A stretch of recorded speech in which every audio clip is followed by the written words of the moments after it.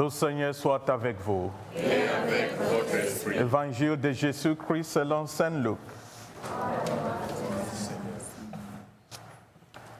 En ce temps-là, Jésus ressuscité, apparaissant à ses disciples, leur dit: il est écrit que le Christ souffrirait, qu'il ressusciterait d'entre les morts le troisième jour, et que la conversion serait proclamée en son nom pour le pardon de péchés à toutes les nations, en commençant par Jérusalem. À vous d'en être le témoin. Et moi, je vais envoyer sur vous ce que mon Père a promis. Quant à vous, demeurez dans la vie jusqu'à ce que vous soyez revêtus d'une puissance venue d'en haut. Puis Jésus les emmena au dehors jusque vers Béthanie, et levant les mains, il les bénit. Or, tandis qu'il les bénissait, il se sépara d'eux et ils étaient emportés au ciel.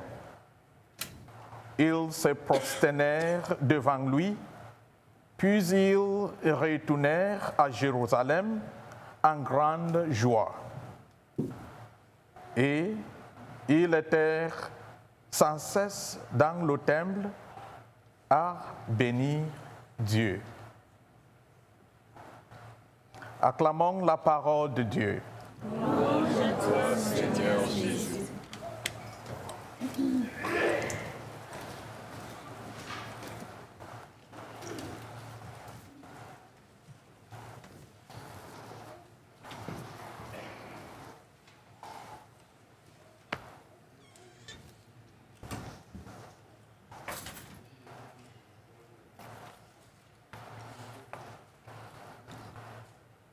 Le thème de mon homélie aujourd'hui est « Jésus reviendra ».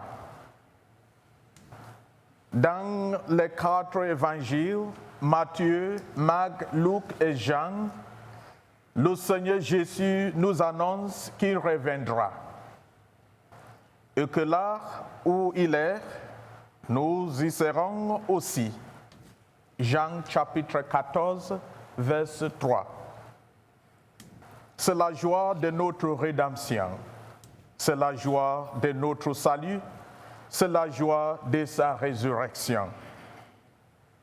Ces faits est confirmé dans la première lecture lorsque les anges disent aux disciples déconcertés: c'est Jésus qui a été enlevé au ciel du milieu de vous reviendra de la même manière que vous l'avez vu, il alla.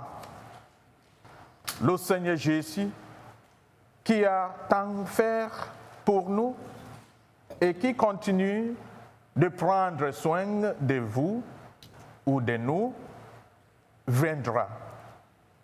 La question est: que dois-je faire pour me préparer à sa venue? Dans nos vies, nous savons ce que se passe lorsqu'un patron part un voyage pour un certain temps. Nous nous préparons à son retour en étant des ouvriers assidus. Alors, comment nous préparer à la venue du Seigneur?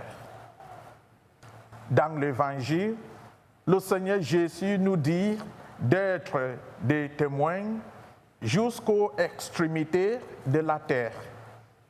Ainsi, la meilleure préparation à la seconde venue du Maître est d'être témoin de sa résurrection. Qu'est-ce que cela signifie. Cela signifie que nous devons faire le bien à chaque occasion. Nos vies doivent refléter son amour, son pardon et sa paix. Le temps difficile que nous traversons ne doivent pas nous excuser de choisir parmi le passage de l'Évangile ou de faire des concessions. Avec la prière comme appui, comme le rapporte la deuxième lecture, nous devons rendre un témoignage crédible et pertinent de Jésus. N'ayons pas peur. L'Esprit Saint que nous attendons à la Pentecôte nous aidera. Souvenons-nous que là où la tête est allée dans la gloire, le corps suivra dans l'espérance. Amen. Amen. Que la paix soit avec vous.